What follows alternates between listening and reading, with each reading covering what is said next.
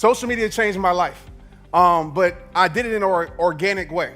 You know, there's ways you can do it. You can game the system. You can pay with the algorithm these days. How many of you guys are frustrated with the algorithm that's changed all the time, right? Well, I want to teach you some things today where you can beat the algorithm, but it takes you being who you are as a person. And I wish I had longer to talk up here, but I don't. But I want you to understand this first and foremost before I get into this. You're enough, and realize that your gift is you. All right, you don't have to game the system. You don't have to fake it till you make it, but you can build something organic, okay? Whose list is this? These are just all I have to do this week for my company, right? I mean, it's all there, and we've got checklists. We're doing it, right? Confused, overwhelmed? Raise your hand. There's a lot out there. What the heck do we do with all this? My question for you is, do you want to be effective, or do you want to be cute? Do you want to be effective, or do you want to be cute? Now, this is Max. Okay? Max is my nephew. Max is cute. This is Max's 9th birthday party. You'll see the Darth Vader helmet, full embracing technology. You'll see the hammer of Thor, and you'll see the Captain America shield. Max wants it all, kind of like us in the room with our social media marketing. Now, the thing you don't see in this picture is, unfortunately, Max also had the Hulk gloves, but the Hulk gloves were so big, he couldn't put on the Hulk gloves and carry the hammer of Thor and the Super America shield. So even Max wasn't able to do it all. But to this, Max wasn't being effective, Max was being cute. A lot of us are doing that. In the book Essentialism by Greg McKeown, the word priority came into the English language in the 1400s. It was singular. And the thing about this quote is basically the idea of priorities is a new concept. We used to have a priority. Now we have priorities. That's part of our problem. And then, of course, this whole idea, this whole concept is better summed up with the one thing: multitasking's a lie. We want to be all things to all people. We want to be Max, and it's not working. So there are 6 categories online in the areas of social media that you want to deal with. You will get a handout. Don't worry about that. We're going to go over the big 6. Number 1 is Facebook. Facebook, why? Your audience is already there. How do I find my audience online? They're on Facebook. 2 billion people on Facebook. The what is you can either buy their attention or you can earn their attention. Bam, you got your audience. That's why you do Facebook. Who? Anne Lamott. Anne Lamott, author. Who's ever read Bird by Bird? The essential book on writing. Anne Lamott, when you think about a writer on the internet, you think she has to have a blog, she has to have a newsletter, she has to have a podcast. Anne does Facebook, and Anne only does Facebook. Anne also was on TED this week, and she now talks about her friend, her BFF, Elon Musk. She's absolutely killing it on Facebook. If you want to make a Facebook marketer mad, show them Anne's numbers. YouTube. Why do we do YouTube? Because we don't tell now, we show. Sales letters are now video sales letters. Here's the deal. YouTube's the new search. You go to Google and you buy search, you're going to buy YouTube. You're not going to buy keywords anymore. The Squatty Potty. Who's seen the Squatty Potty video? You don't need to go to the website. You don't need to do social media. You don't need to do anything. You just need to see the Squatty Potty video because YouTube has absolutely killed it. The podcast. Why? Intimate, spam-free conversations away from the distractions. When they're there in front of their computer, they got 47 tabs open, things are beeping, different things are happening. When it's a podcast, they take you for a car ride, they take you for a run, they spend time with you while they're exercising, making the meal. That's why we podcast. You let them take you with them. That's the power of the podcast. Who? Joe Polish does it. I love marketing. Every day, Joe Polish, the I Love Marketing guy? You know, I listen to this, I listen to this, I listen to this. Joe Polish took me with them. That's why we do podcasts. And the web is definitely the web is a huge part of social media. Why? Because you control the experience. This is huge. Man, you're on Facebook, you're in Zuck's territory. You know, you're a podcast, you got to play by iTunes rules.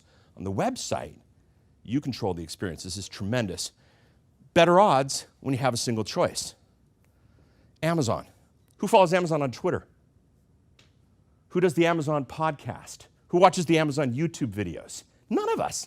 Why? Because Amazon's killing it on the web. List building. List building is very, very important. Why? You could push as many messages as you want. They could visit your website once, they could visit your store once, but once they sign the loyalty card, now we can start getting them messages, as many messages as we want. And here's the deal. Joe asked how many people are on social media? How many people are on email? Everybody in the room. How many people are on phone? Everybody in the room. This is why list building is the most important social, the biggest social network out there. Mike Koenigs. Mike is a dear friend, past coworker, collaborator. Yet every time I get an email from Mike, I still want to buy something from him. You know, who's like that? You know, Mike can give it to you for free here in this room. But yet Mike's emails are so good and Mike's follow-up is so good, that's why we do that. And then, of course, there's Platform X. Paul, what about, somebody brought up Instagram. You know, what about Snapchat? What about new Platform X? There are a lot of Platform X's out here. And although they might not have the numbers of other people, the thing about Platform X that's really, really important is certain platforms own certain audiences. You want millennials, you get on Snapchat. You want workout people, the people in the bodybuilding world, you go to Instagram. You leverage their work for your message. They've already collected everybody. Zuck has collected the world. Nice job, leverage that. But when you go to Platform X, leverage their work to get out your message. Adi, I've never met her yet. She's a Genius Network member. I've done a little bit of work for her. She is killing it. If you go to Instagram.com/workingagainstgravity, she's killing it. Most of their sales come from Instagram. It's absolutely amazing. She's doing phenomenally well Instagram. So those are the big 6. If you go to paulcolligan.com/deck, I've got a link to the 6. I've got a link to a bunch of other things. I will show this link again. Don't worry about it. But I just want to put this up there. Now, most of us want to do it all. Oh, man, I saw all 6 of those things. I want to control the experience, and I want to show videos on YouTube, and I want to do Facebook, and I want to do what Adi's doing on Instagram. Here's the problem. We try to do it all. What happens when we try to do it all? We fail, okay? Most of us think the strategy is all, but what ends up happening is, you know, we got the mentality of a 9-year-old boy. And he's cute, and he's cool, and I go hiking with Max, and man, when Batman Lego movie came out, I took Max. That's what a good uncle does. But Max isn't a good internet marketer. Now, Max, funny enough, does have a YouTube channel. Don't be Max. Promise me? Raise your right hand. I will not be Max, okay? So, Head and Shoulders, dating myself a little bit, but remember this commercial? You never have a second chance to make a first impression. This is what we're doing online these days. We got one chance. We confuse people into paralysis. We get messages like this. Don't forget to subscribe to my podcast so that you can learn to come to my website, to watch my Instagram feed, to comment and share with your friends so I can get your email address, to be sure that you're on Facebook so I can tell you about my YouTube videos. Right? We try this. It's absolutely ridiculous, okay? Let's stop doing that. What do? Stop being Max. Solution? What's the solution? Because I can hang up. It can be a 5-minute talk if you don't want the solution. Yeah, we want a solution. So the thing you have to ask yourself is which of the big 6 is the first, okay? And you put that at the top of the deck. Think of each one of these terms as a card. What's on top? Put that on the top of the deck. Effective, not cool. Now, you might throw something out. You might realize, you know what? I don't need Platform X. I don't need YouTube. I don't need this. There are people who do well. Anne Lamott doesn't need anything but Facebook. So in this deck process, you might actually throw out a couple of these. Then the other cards are below. It's not a table where you have all your cards on the same table. It's a deck of cards. It's a stack of cards. The ones below serve the other cards. List building first. Is that the top of your list? Then social builds your list. YouTube first? Then don't tell people to go to Facebook to watch your videos. If you want visits to your site, you don't want likes from Instagram. You want clicks from Instagram. Okay, everybody open your envelopes. Underneath the coffee cup mug on this, everybody has an envelope. Guess what? You've got the 6 cards, okay? You can stack your deck right now. I want you to grab this, pick what's on top, maybe throw one out. I want you to order your deck. You want to see some deck ordering in action? Who wants to see some deck ordering in action? Platform X at the top. Supermarket Talk, our own Noah. See, he was doing podcasts. He was doing YouTube, but he was doing it because it was cool. But you know what's happened over the last couple of days? He's realized that Supermarket Talk and these videos are about bringing people into the store. And he's changing things to make that happen. Allison, list building at the top. Allison has a fabulous show. Look at this, 46,000 views of the show, this episode. She's killing it. But the thing was, the show was standing by itself. Now in the show, she says, download my free worksheet. She's now changed her show to a list building tool, because list building is at the top of the deck. What's at the top of the deck? You put the web at the top, you know what happens? You get this. I Love Marketing, episode 249. When I think of I Love Marketing, I think of how to use the Vasper machine so I can experience optimal health and superior function. I mean, right? That is the epitome of marketing, right?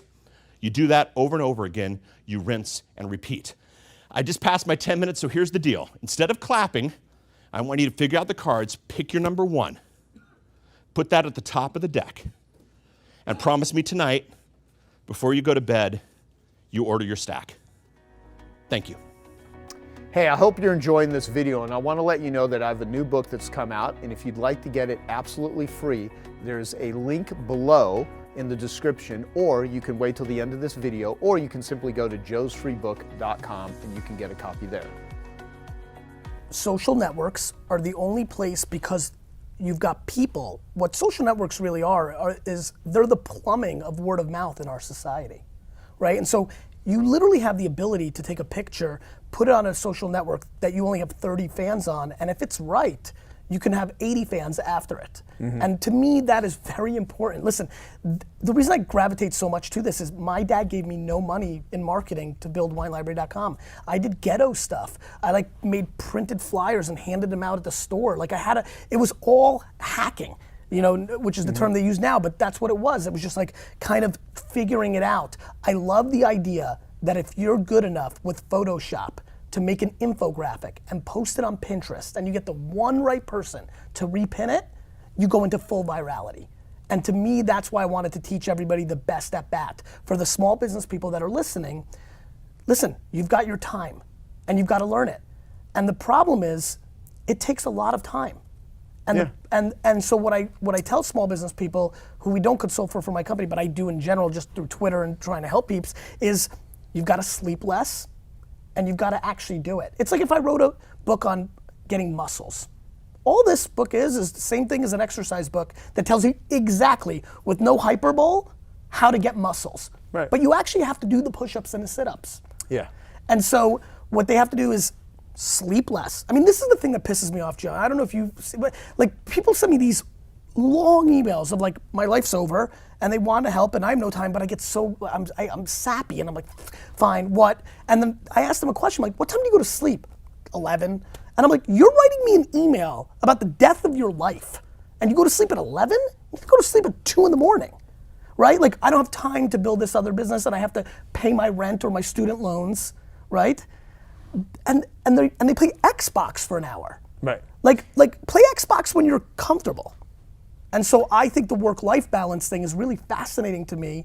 And so from a small business standpoint, the reason I'm painting that extreme of a picture is I think most small businesses do a lot of dumb shit that doesn't bring them value. If they audit what they do and cut the bottom 25% and apply it to storytelling where customers actually now are, I think they have a better chance of succeeding. Yeah, I mean, completely. Well, going back to your point about the person, I mean, do you think some people are just born to just not make it? Some people have the juice and others don't. I mean, when you use that term, the juice, I mean, you certainly are a guy who has the drive. You are charged. I mean, some people are batteries not included. I mean, what do you say about that?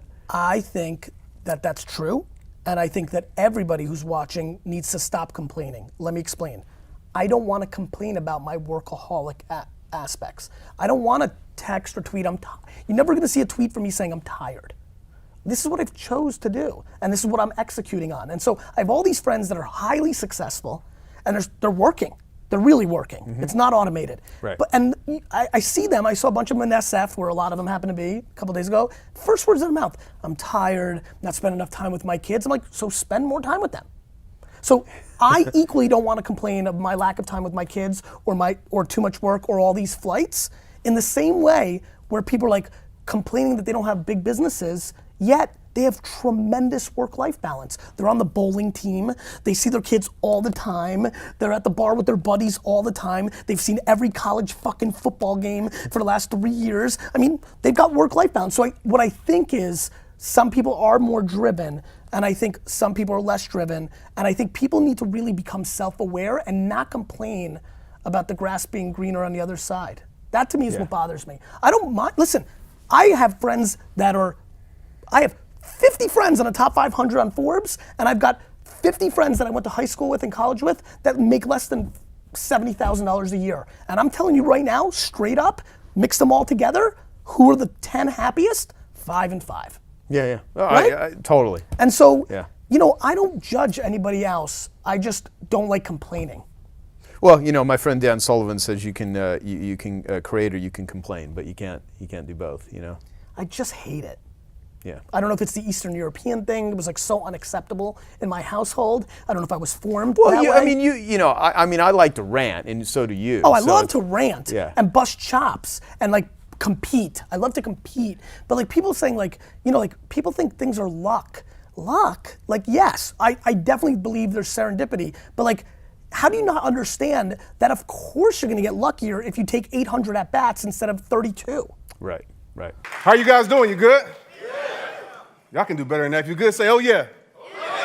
All right, listen, real quick. One of the things that I believe in is connecting with people, period. Social media, anybody on social media in here? Right, all of us. Social media changed my life, but I did it in an organic way. There's ways you can do it. You can game the system. You can pay with the algorithm these days. How many of you guys are frustrated with the algorithm that's changed all the time, right? Well, I want to teach you some things today where you can beat the algorithm, but it takes you being who you are as a person. And I wish I had longer to talk up here, but I don't. But I want you to understand this first and foremost before I get into this. You're enough, and realize that your gift is you. All right? You don't have to game the system. You don't have to fake it till you make it, but you can build something organic, okay? So the first thing I want to talk about that helped me is create community, okay? Create community. Turn the numbers into a name. What does that mean? It's a lot of likes on Facebook. I have a lot of likes. Those things are great. But one thing that I have a community, a lifestyle. It's called rehab time, right? Rehabbers. So give your community a name. Don't just have them as numbers. Don't just have them as likes, supporters. Like, it's great that they support you. It's good that they buy from you. I get it. But at the end of the day, they provide your lifestyle. They provide your living. I know a lot of us, we have funnels. That's good. But when those people come into those funnels, make those people your family. Because when somebody feels a part of something, I promise you this, they will take your company, they will take your business to the next level because they support you. The reason I'm here today, I get to speak across the world, is because of people that support. I don't know 6 million people at all. I maybe know 600 people, if that. But those people take my messages and spread it to the world, okay? So create community. If you got that, say, oh yeah. All right, don't say it if you don't mean it.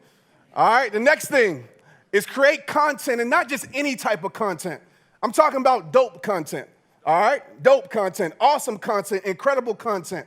And that content has to come from you. I'm not telling you not to be inspired by people, because we're humans that are inspired by a lot of things, but don't be so inspired that you become the next whoever. Your gift is you. So understand your magnet, okay? Understand what draws people to you. Understand why people follow you, and the best way to do this is ask questions. I ask my rehabbers all the time, why do you follow me? Why do you come to my events? Why do you connect with me? What is it about me that helps you connect with me? Understand that. So ask them.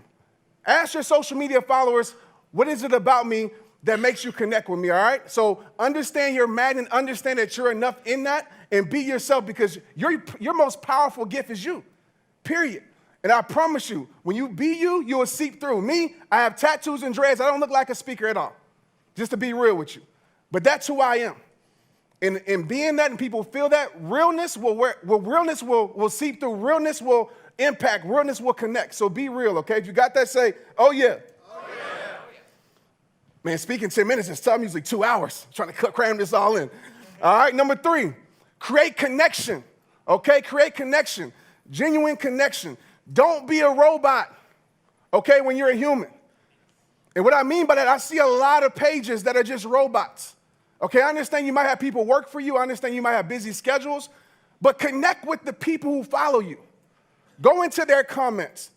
Respond, all right? Don't just post something and just get off of it. Connect with those people. Make yourself available. Humanize your brand. Humanize your page. One thing that I do, you can catch me out here all the time hiking Camelback. I did it this morning. I'm probably super sore right now. But one thing that I do is I invite people to come out, right? I'm not bigger than the world. Even though I have all these likes and followers, I'm not bigger than the world. So connect with your people, humanize, because when they feel cared about, like I said before, they will go hard for you. So get into your comment box, answer messages, respond back to those people. Because like I said before, those people provide your living. So care about those people. I even give out my phone number sometimes, not my real one. But I call people and talk to people. You have to have that genuineness about you if it really means that, okay, it's awesome to be business-minded, I get it. But I'm gonna tell you right now, you will impact lives on a whole nother level when you operate more from here than from here. All right, if you got that, say, oh yeah. The fourth thing, create conversation. All right? In the world of social media, you know, I get it. We have to spend money these days with Facebook and Instagram. They make you spend all the money in the world. But engagement is king. Engagement. On your post, engage with people. Matter of fact, one thing that I want you guys to do, and not just on your post, go to somebody who follows you. Go to somebody who supports you and go comment on their post. Go like their things.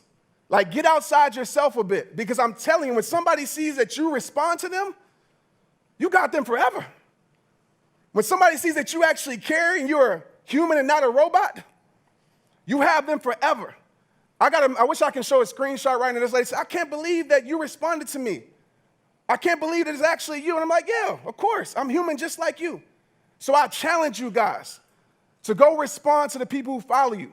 And if you want to use a strategy, go to people who are influencers pages, people with a lot of followers, and go comment on their stuff, okay? If you got that, say, oh yeah. Oh, yeah. The next thing that you have to do, it's all C's, make it easy for you guys to remember, is to create consistency. Consistency. That's the biggest thing with social media. I've been doing this for 8 years. 8 years. I take some days off. I'm not on there 24/7. I'm not that person. I'm not on there a lot. Honestly, I post, but I'm very consistent. Consistency will bring you to a place of greatness. All of you know that because you're in here today. When you're consistent, you become reliable. When you're reliable, you become trustworthy. You can't take time off with social media. I did that one time. I took 2 months off and my reach went all the way down. So try to do it every single day. You don't have to post 3 times a day or 4 times a day. I post 1 time a day, if that. Maybe 1 time every other day. And I keep that engagement up, all right? So consistency. Make them want to answer the phone. You're probably like, Trent, what are you talking about? Let me ask you guys something. Does anybody in here, I already know the answer, I'm just asking you anyway, just for crowd participation. But have you ever had somebody that calls your phone and like you love when they call your phone, you automatically answer? Say, oh yeah, if you feel that, right? Like they got good information, good energy, good vibes, all of those things, jokes, and you pick up that phone, right? Then let me ask you this, do you have another person that calls your phone? I hope it's nobody in here, okay? You might be giving something away.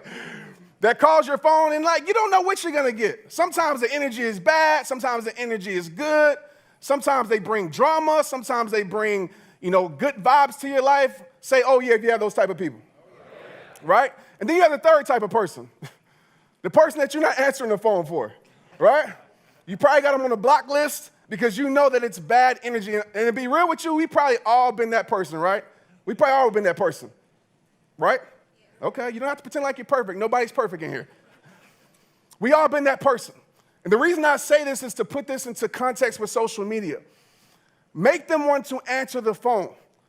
And the only way somebody's gonna answer the phone for you is that when they know when you're calling, you have great information, that you're there to impact.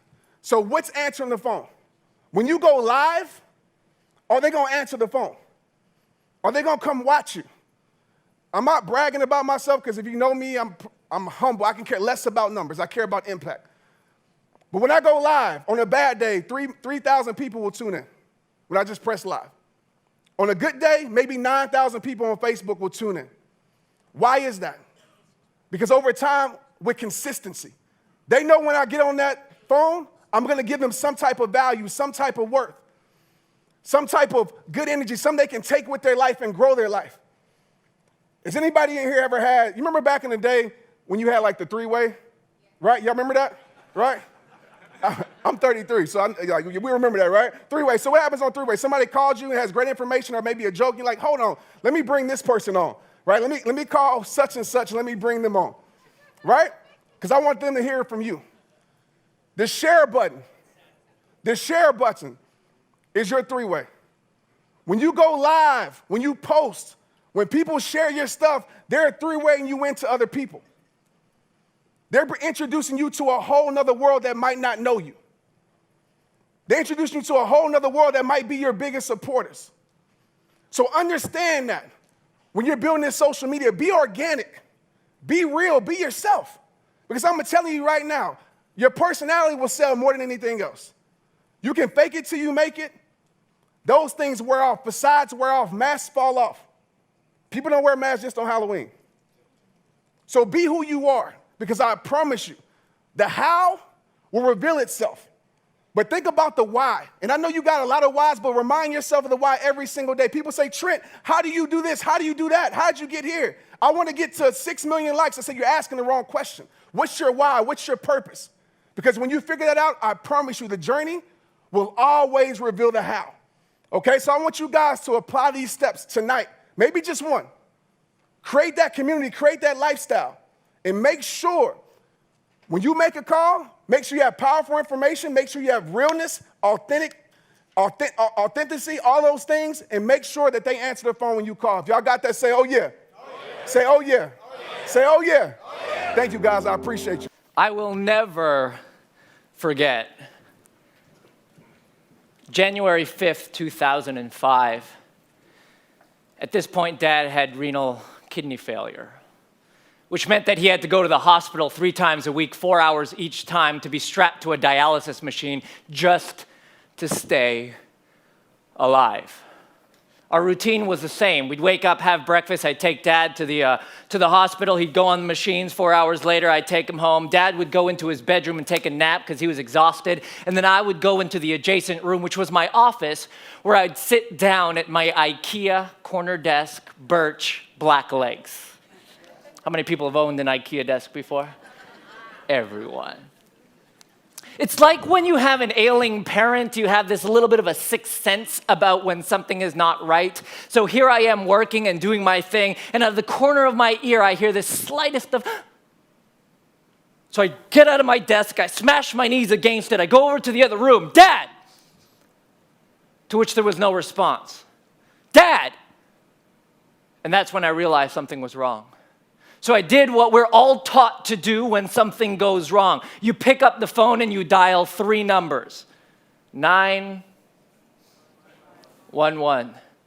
What felt like hours must have only been just a few minutes. The paramedics came, they ran some tests, they kind of feeled him out, and they said, we gotta go to the hospital. They take Dad, they throw him in the ambulance, and they're off. I'm following suit in my car, breaking every traffic violation known to man. I finally get to the hospital, and as I'm there, Dad is not even triaged yet. They left him on the stretcher in the fucking hallway. So I throw up a fit. Finally, they get Dad into the room. They run some tests, and they pull me and Mom aside, and they said, son, your father's had a stroke, a really bad one. And then they ask me a question that no child should ever have to answer about their father. If he gets out of this, he will be a vegetable and on life support. If that's the case, do you want us to pull the plug or keep him alive?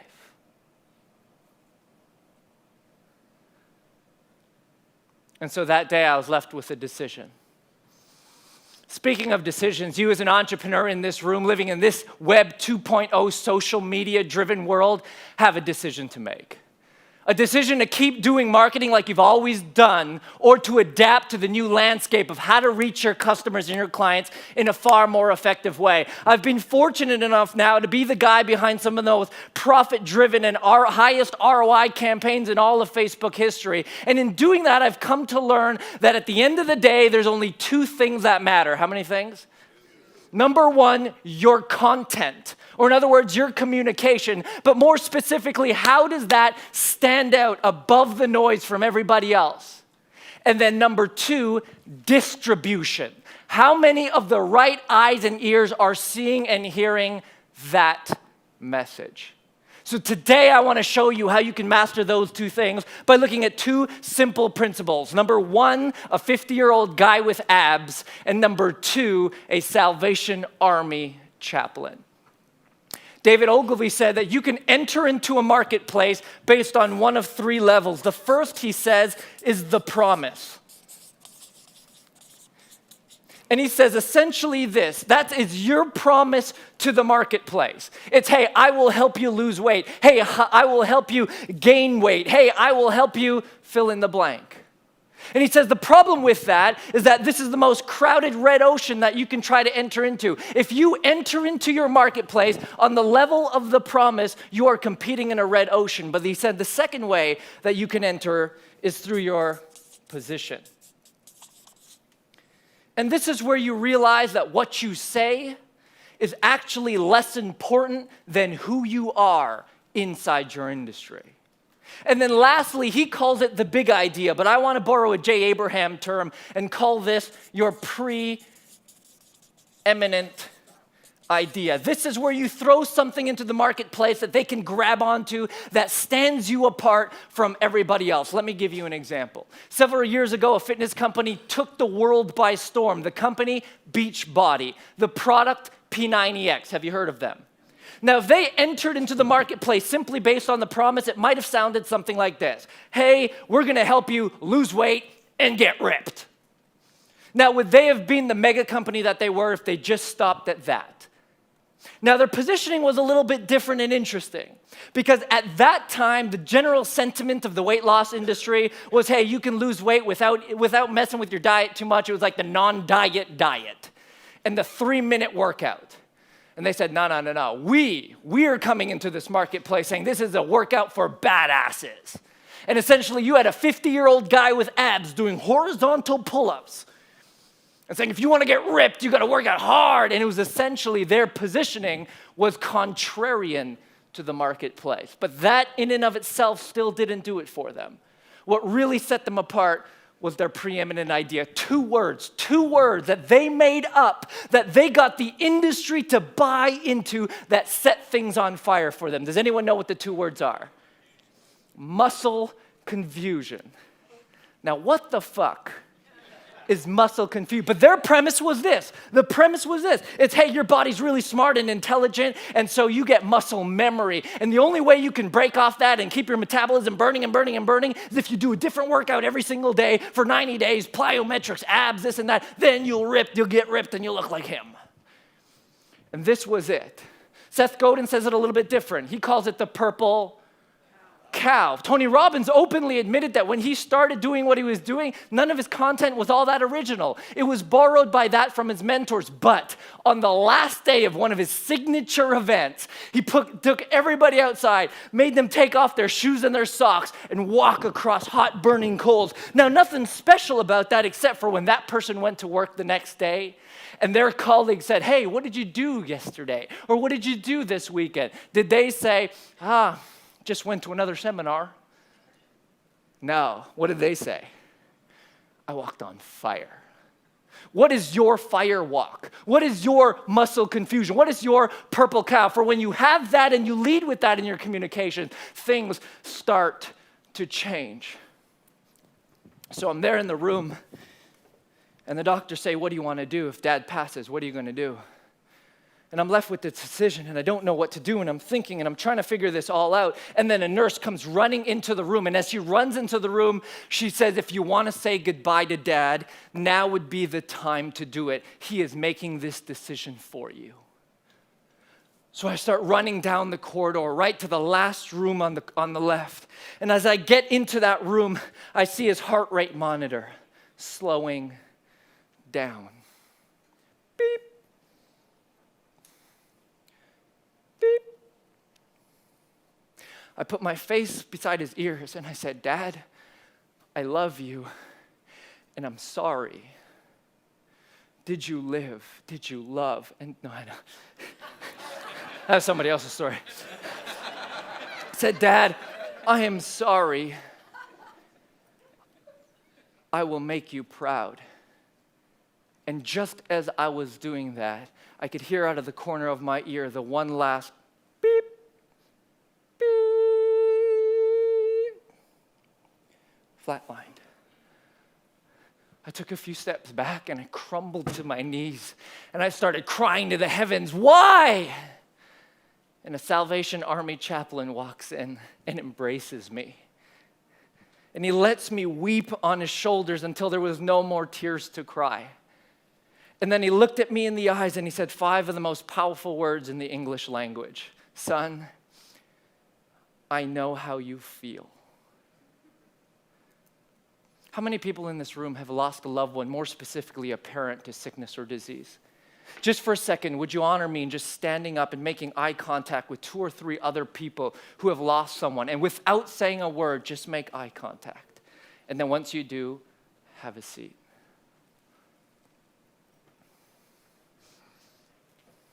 Annie, I know how you feel. There's a solidarity, a camaraderie, a connectiveness that happens. And I believe that in the core of our DNA, in the core of humanity, is this desire to connect, to want to belong, to feel understood. And a good message is not when your ideal prospect understands you. A good message is when your ideal prospect feels understood by you. And the more you can create these kind of I know how you feel, you are not alone type experiences, the more you create connection. The more you create connection, the more you create resonance. And the more resonance you create, the more transactions you have. Because in today's Web 2.0 world, we buy based on how well we resonate with the person making that offer. Can you agree? So if you want to dominate the marketplace, if you want to be the trusted authority in your place, if you want your communications to stand out far above all else, just remember the 50-year-old dude with abs and the Salvation Army chaplain. And then to get distribution, you utilize the most powerful direct response advertising platform on the planet, Facebook ads, to find the right people and deliver the right message at the right time, and then you too will not soon be forgotten. Thank you. One of the top sleep doctors in the world is actually on with us. He sent me a private message, and he had, it's now gone away, but it said, Michael Bruce, can you pop on real quick? You had sent me a private message. Yeah, well, if you mind sharing what you sent me privately, Sure, I think of course. And so, by the way, Michael, from a credibility standpoint, how many times you been on Oprah? I've been on Oprah twice. I've been on Dr. Oz 40 times. 40 times. Okay. Yeah, he's been on every form of media on the planet, and I've interviewed him. We've got great interviews with him online. His website's thesleepdoctor.com. I mean, the guy's a smart dude. So, but you sent me a message about practice, and I think it just speaks to what Evan's been talking about. Yeah. So number one, Evan, love your stuff, brother. Like really good, great information, really helping people out. So I want to say thank you for all that you do. Obviously, Joe, I fucking love you. I'm glad to have you back. So here's the deal. I use YouTube in a very different way. And I think there's a way that people can also use it that might be alternative. I came in late to the discussion, so I hope I'm not repeating something, Evan, that you might have said. What happens for me on YouTube is I don't make money on YouTube. People find me on YouTube and then pay me money to endorse their products.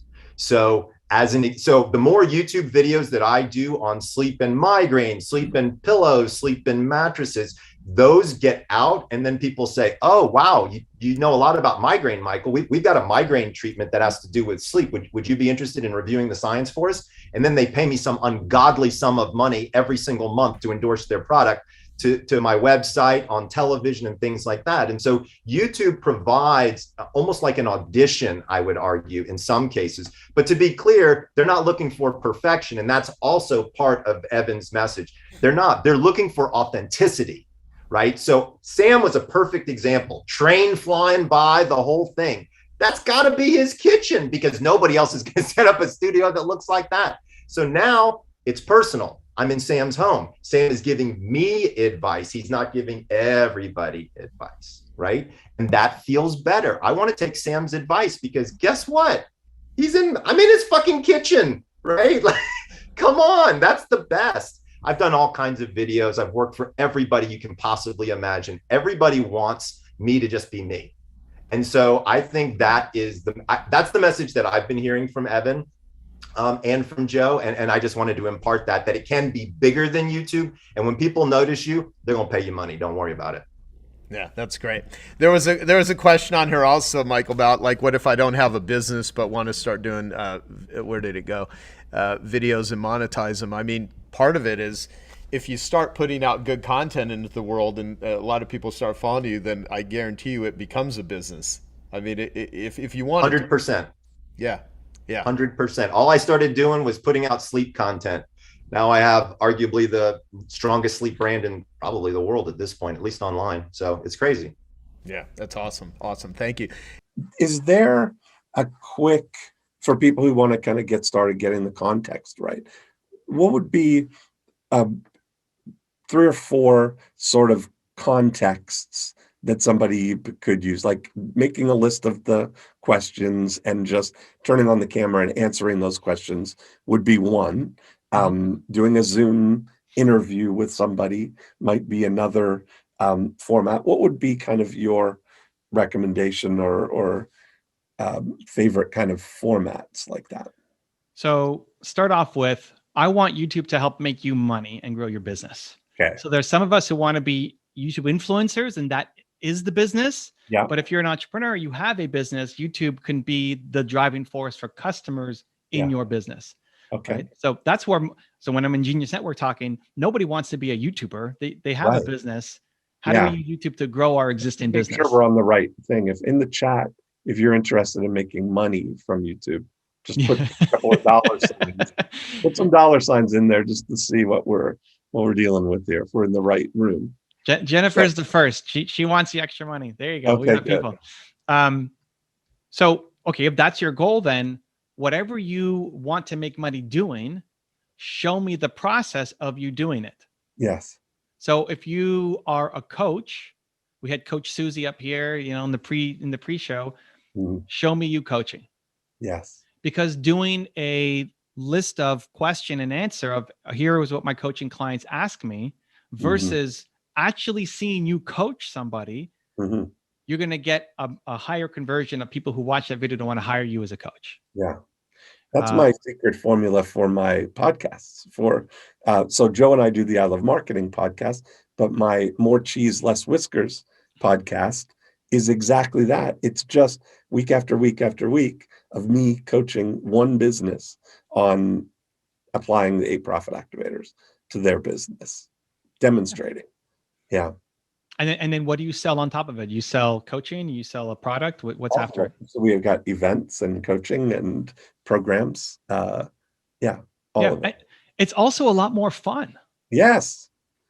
Because you're truly giving. It's the most valuable thing. It's like, it doesn't even feel like podcast.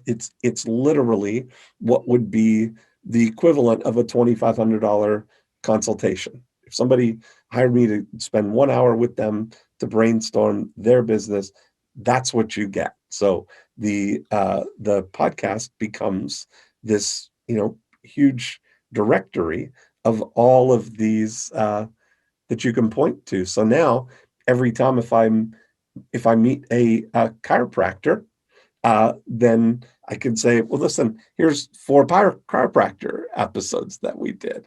And then they see that you know what you're talking about. You're demonstrating your expertise in a likable way that people feel confident that I'd like to get his attention on my business. So I love that. Okay, showing what you do. So it's a lot more fun because now you're not just by yourself in your home or in your office talking to a camera, which is a skill to develop that takes time that you're probably not good at the beginning.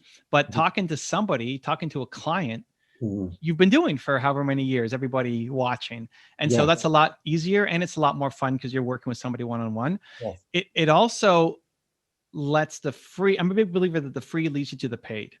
So if you had 3 videos with chiropractors, some people then get into concern, well, if you give away all of your best information on YouTube, then you got nothing to sell. Yeah.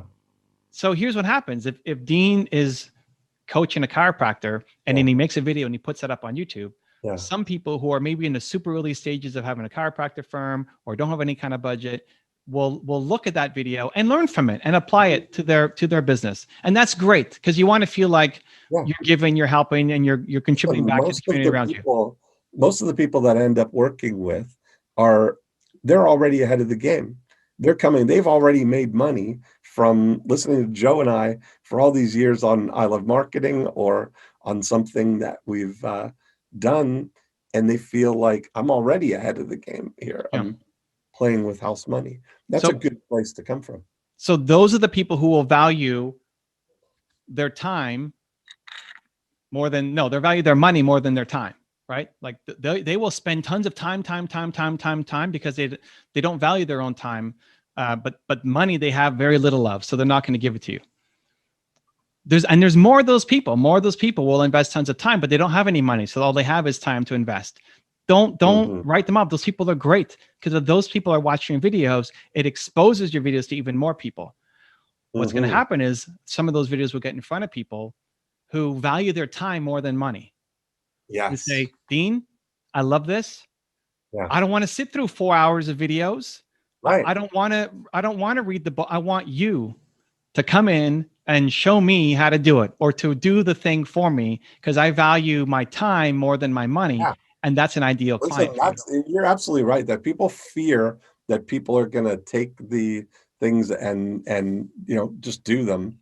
As I tell people, listen, I can't get the people that pay me money to do the things that we tell them to do. So the people, God bless them if they're going to, from a 1 hour podcast, be able to execute, So yeah, that's awesome. So demonstrating it, especially if what you do is interesting, if you're making something. I've got a friend here near me in Winter Haven in Lakeland. And this is a perfect example of a guy that I met because of his YouTube channel. It's a great YouTube channel. It's called A Fine Press. And if you do look at that on YouTube, he does really amazing stationery, like high-end wedding invitations and custom things. And they've got all these old, presses that, look like contraptions that do all kinds of embossing and all this stuff. So he shows making these, make the process of making all these invitations, and it's just so engaging to watch. So I get it. That's a great idea. And what would be another? Is there another format like that? Yeah. So it starts with, what do you want to make money doing? And then show me the process of you doing it. So if you want to get paid to be a coach, show me you coaching. If you want to get paid to be a host, show me you hosting. If you want to get paid to be a speaker on stage, coaching videos aren't the thing. I need to see you speaking, right? So think about your business. What do you want to make money doing? And then show me the process of you doing it. So that's a starting point. And once you get in there, it actually becomes a lot easier because you're not forcing people outside the realm of what they're already doing. The more you can tie in film, making videos to what you're already doing, it makes it just so much easier. So that's one. In terms of just formatting, length, all that stuff, we'd be aiming for 10 minutes plus. People say short attention span. It's just not true on YouTube inside education. If you're making slime videos or something else, that might be a different story. But inside education, people are going to learn. People, if they watched a 3-minute video of Dean sharing his marketing knowledge, so they go, where's the rest of it? Like, I want to go way deeper. So this is a great chance where Instagram is very inspirational, very kind of the whipped cream on top of the cake kind of thing, fluffy. But then the actual meal is YouTube, where you can go deep. People will watch. And your job is to make people think like you think. So next is I would lower the bar of production quality. Don't worry about if you have the perfect lighting or the perfect camera or the perfect microphone. People ask me like, what is your mic? I don't know what microphone this is. I don't know what camera this is. Use this. I'll still make videos off my channel with 3 million subscribers from this in my car. Right? Not to like show off my car. Nina, my wife, is off doing errands. I'm in the car with her. I'll film. Mm-hmm. I'll still post those videos, right? Mm-hmm. Because inside of this category, thought leadership, your job is to teach people to think like you think. Mm-hmm. You think differently. Especially if you're an entrepreneur, you think differently. You see the world differently. That's your job, to get what you see and hear out into the world so other people can see it the same way you see it. You're helping them solve a problem. So no music is going to save you, or lower thirds or fancy intro. That's not what they're coming to go learn from. Now, if you are a professional videographer, I don't know if there's any videographers or editors here in the house, then your stuff has to look good because you're an editor. Yes. Like if you're an editor and your reel sucks, that's a problem. Yes. But if you're a mechanic, or you're an author, or you're a writer, it doesn't matter as much about what the production quality looks like. It's more the thought quality. So this is where people get too caught up on production quality versus, no, I just need you to show up and be great and share your story. Another category video I would add to the list is, imagine you're sitting on a bench talking to your younger self. So a lot of people, when they're getting started, they say, well, I want to be a motivator like Tony Robbins, but I'm no Tony Robbins, or I'm no whoever. And they look up to all these people who've done all this great stuff. It's like, okay, great. Instead of just showing this giant gap of who you can't be, think about who you used to be. Think about who you were 5 years ago. And if you're listening to this show, this podcast, you're watching a video, you've been on a journey. You've been on a personal growth, personal development journey. You're smarter, wiser, stronger, have better beliefs and mindset than you did before, right? So think about who you used to be. Think about you're going to sit down on a park bench and you got 15 minutes to sit with you from 2015. What do you tell them? Would it be an interesting, are you saying in first person, like addressing the camera like it's your younger self? Sure. Yeah, just to get content ideas, because I was going to say, I heard something, Scooter Braun, the guy who discovered Justin Bieber, he shared when he was the guy that was kind of like orchestrated Justin's rise up in YouTube and introducing him to the world. And he made a very conscious decision about Justin content, that he never put a video up where Justin was addressing the camera, where it was like, hey, I'm Justin, this is my new song, I hope you like it. Every video that they released in the beginning was shot off from a side as if you were watching him performing for this small group of people, whether he's busking or whether he was in somebody's living room or at a school performance or something, so that you're kind of voyeuring in on this, and there's that sense of discovery rather than Justin trying to convince you to like him. And that's an interesting thing. So I wondered, when you were saying about imagine to your 15-year-old self, or to your whatever it is, imagine if you're filming like in a park at a table, where you're sitting with someone and you're having the conversation with them and documenting that, as opposed to documenting it right to the camera. That might be from a stylistic perspective, try it. I mean, I think the reason for that example is so many people feel like they have imposter syndrome when they're getting started. All right, there I was. I was on the phone, ideal client who brought up the fact that they pay really well before we ever started negotiating. And she said those words everybody wants to hear. Paul, I saw you a couple of years ago at Joe Polish's annual event. You see, it wasn't the first time this has ever happened. A lot of people have said they've seen me at a Joe Polish event. The interesting thing, the event in question was 1,764 days ago. 1,764 days ago, a presentation done at a 10-minute talk starting to get me this next client. There I am on stage, about 40 pounds heavier, doing a little bit better. The shirt definitely could have been ironed, Was not my best presentation at all, but I want you to have your 5/21/2018. Now, let's do the numbers. There were less than 200 people in the room. Well, Joe puts everything on YouTube, doesn't he? You know, Joe has that big YouTube network. He's got all these fancy cameras. He's doing all that online video stuff, right? Yep. And this presentation is on YouTube, 468 views. More than twice as much as many people as were in the room. And that's good for me, and that's very good. But what's interesting is that presentation was also put on I Love Marketing. And last week when I put together these slides, 13,790 downloads of a presentation I did in front of a room than less than 200 people.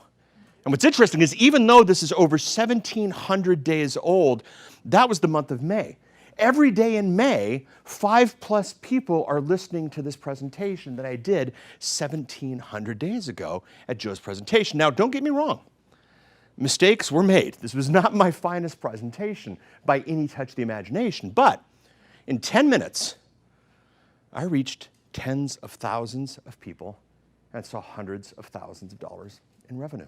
Who'd like to see that? Raise your hand.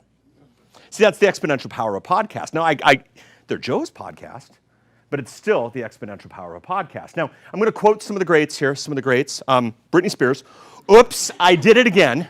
And a couple of weeks ago on the Genius Network podcast was the presentation of my 10-minute talk that I did last year about stacking your deck. Some of you were here for that, some of you weren't, but the fact of the matter was I went on the Genius Network podcast.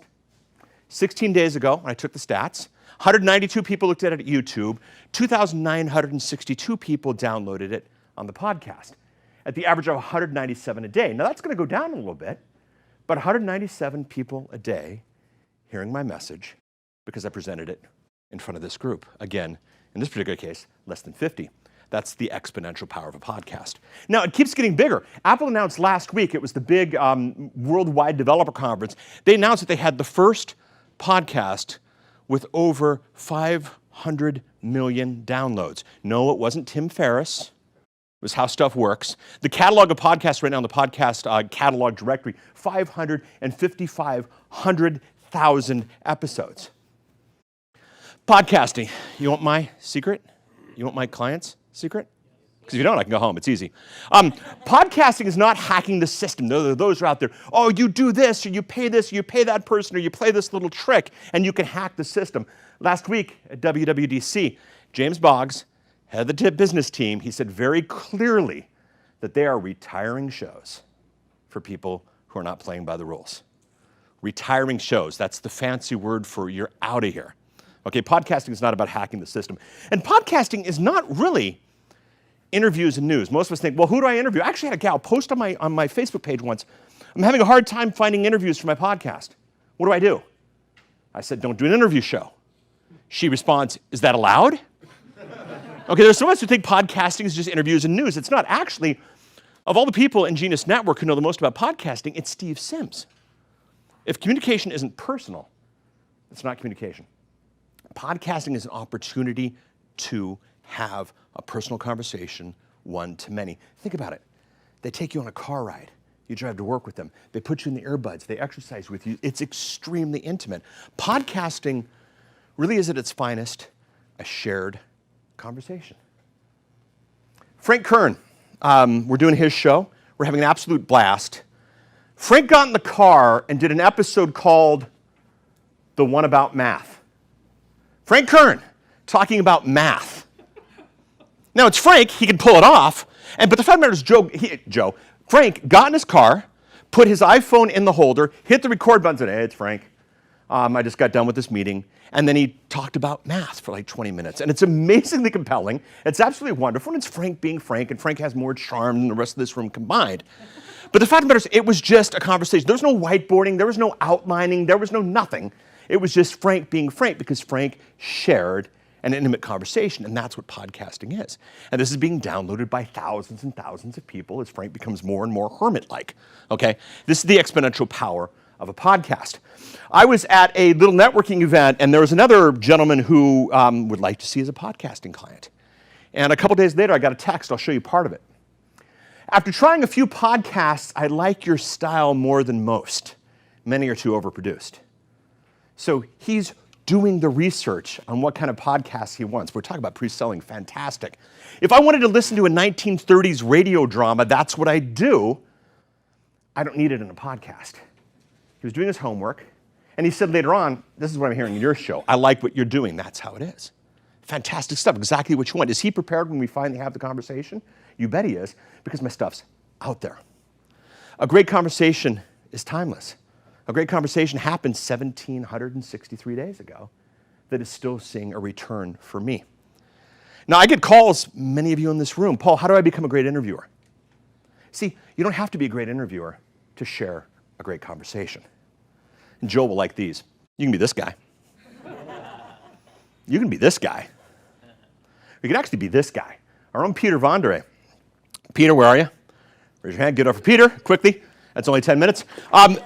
Peter has a show, Behind the Bricks. It's about the thing that we're all in, the Manhattan residential family $10 to $50 million real estate business. I mean, it's as niche as it gets. But the fact of the matter was, he had a conversation with the FBI lead international kidnapping negotiator for 24 years.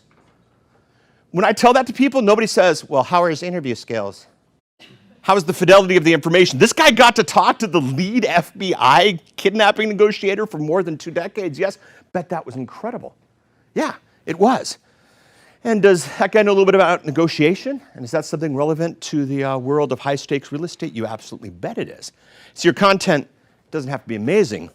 Your content just has to be relevant. Raise your hand in this room if you have relevant content. Okay, so you have a conversation. You've got 2 choices. You can have that conversation, or you can have that conversation. Really, it's the same conversation, it's just different tech. But let's chat about the numbers of the tech. 1 10-minute talk, less than 200 people in the room, 13,790 downloads of the podcast. That doesn't even include the YouTube stuff. 6+ today, 6+ tomorrow. How many more clients? And it's not even my podcast. And I'm going to keep doing it. Heck, I'm doing it right now. And you should keep doing it. So I will just admit right up front, 10 minutes has got me nervous. I don't do nervous on stage, but here I am. Okay, so let's see, what are we at? Let's try this one. Okay, yeah, the next $500 million in launches. So, do you ever notice when Apple launches a product?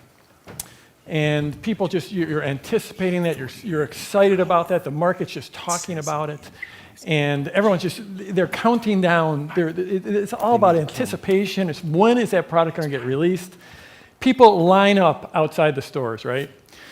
This guy, first in line for iPhone 5, woohoo, put that on his gravestone, But you get these lines outside of the Apple stores. You ever notice how I am an internet marketer. I sell stuff online. Sometimes servers crash. Well, the iPhone, I think it was the 4, the Apple site crashed. I'm like, okay, if Apple's site can crash, my site can crash. I'm good with that. But they do, what do? They do tens, hundreds of millions of dollars immediately, right off the bat, from 0 to 100 miles an hour, right away. So I've wondered, how can we do that? How can we do that in this room? We don't have those resources. We don't have their branding. We don't have their advertising. We don't have their teams. How can we do that? So for 18 years, I've been working on how we can do it. But actually, that's bullshit, because 18 years ago, I was a stay-at-home dad. And I was just desperate to make some kind of money, to try to impact my family in some way. So I started publishing. I started publishing online. This is 1996. So back then, my first email went out to everyone I knew with an email address. That was like 17 people. But it gradually grew from there, and it grew this platform. Okay? I grew this platform. Anyone out here have a platform? You've got an email list. You've got a social media following. Are you guys just not willing to raise your arms, or what? Thank you. Okay, so I gradually built up this platform. I did what they now call content marketing. So I published, and then I got to this point, well, maybe I can actually sell something to these people. But I was actually, we have born closers. We got closers in the room? Raise your hand proudly if you're a closer. So we've got some closers, right? You guys know what I'm talking about. You know how to sell. Unfortunately, I'm not one of you. I don't have that sales gene. So I had this little platform that was growing up, and I was like, how can I sell something to them? And I was terrified. I was actually terrified to ask for the order. So, and that actually, that little thing allowed me to to invent this process that has made all the difference. Because what I did was I romanced my people. I romanced my followers. And then I asked for the sale. I built relationship first. And even for the closers out there, you all do that, right? You all build relationship. But now in this day and age, we're able to do that in a way we never could before. We have the speed of communication, the interactivity that we've never had before. So I tweaked this and I tweaked this. I did my first launch. Some of you heard the story that did $1,650. That was enough to make me do backflips. $1,650 changed everything with that first launch. But then I got better. I instantly knew I could get better at it. And I did get better. Got better. Here's a photo. I put this in the book, but I've never really made this one public. That's actually me. I am at my kitchen table, and I'm in a bathrobe, and this was not staged. This is actually when I did a launch. This is the first six-figure launch I did. It was $106,000 in a single week I did. I think like while I was sitting there for an hour, we did $28,000 in sales. And that was like unbelievable, life-changing money for me. So I gradually got better and better and better. And then in 2005, I started teaching it. And my students and clients have now done $500 million in sales. In fact, it's way beyond that, but that's a number I feel safe saying publicly. I've got clients that have done tens and even one that's done 100 million in sales. So what I wanted to share with you is basically what I've learned. And it's funny because I was thinking about I did just roll out this book. Okay, there it is. In fact, there's a book. It's in all your bags. I bought one for each of you, and we rolled that thing out. And I was talking to Paul Colligan, and he's like, "Yeah, dude, I think the title of your talk, you should just go up there and say, 'This shit works.'" Because I came in, I was a completely unknown author, and boom, it was like up to number one. In fact, what happened was the first week, the New York Times decided not to put me on the list, even though I had the sales. And so then we doubled down, and I had several conversations with my good friend Brendan Burchard, and came up with a strategy how we were going to come back and sell even more the next week. And then we were able to put it up to number one. There's the proofs in the pudding. That was a screenshot. I got to print that one out and put it on the wall. So how do you do this? It all comes down to three things: sequences, stories, and triggers. And so sequences, you can't ever, there's so much noise in the market now that to gather someone's attention, you have to put your material into a sequence that tells your story. Then your story it's almost like what I call the sideways sales letter. We used to have these long form sales letters, and they worked really, really well. Now they don't work as well. So I took that 10-page sales letter, I turned it sideways into a 10-day process. And now you do very much the same thing you do in a sales letter, but now you do it over a series of pre-launch content, of value videos. We typically do this now with videos that build over time. And then the triggers are simply things like we all use all the time: authority, reciprocity, scarcity. And in those three videos, they allow you to deploy those triggers. And you build up this anticipation just the way Apple does, and you get the situation where people are like, they cannot wait to buy. They absolutely cannot wait to buy. So you want to know how, this is obviously very, very compressed. What I just gave you, that's normally the first 2.5 days of my 3-day event. So anyone want, in 3 minutes, anyone want to see that sequence for the book? Because the book is a little bit different. And can we put this on camera? So what we did was we had an offer for the book. And basically we were selling it for $7. It was actually free with shipping and handling, okay? So we give the book away for $7, so we're going to put a B here for the book. Someone comes in to buy, and they get an instant upsell. Okay, so this is a one-time offer, OTO, and this is for $197, okay? I would have liked to say I got 8 or 10% conversion, but we got about a 7% conversion on that, okay? But that, at a $200 product, that means that everyone coming in and getting a free book is worth 14 bucks right off the bat. Now, the key here, the really important thing is that in doing this, it allows you to incentivize partners to mail for you. Because all of a sudden, I can pay commissions. And I gotta give a shout out. Brendan Burchard is the one, you know, Brendan in 2011, I think, bought my product, and he's taken it and did really well, but then he morphed it, and he came up with this process. So basically, book for $7 to upsell for $197.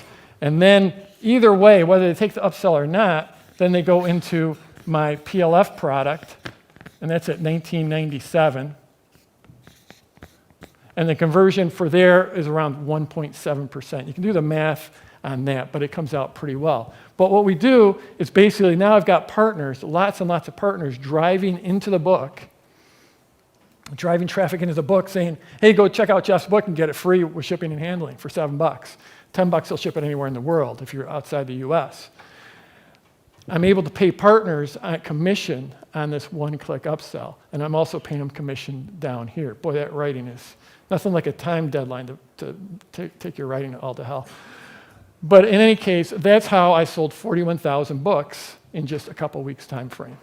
That's how we put it on number one on the New York Times bestseller list. So remember, your marketing, Joe talked about this in his little introduction. Your marketing has to tell a story.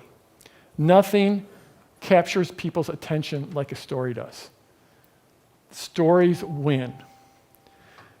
And when you deploy that story over a 10-day time frame, and you give 3 great value videos that define the opportunity, define the journey, define how your prospects' lives are going to transform, then when you land them on your sales video, they don't even need to watch that entire sales video. They are ready to buy.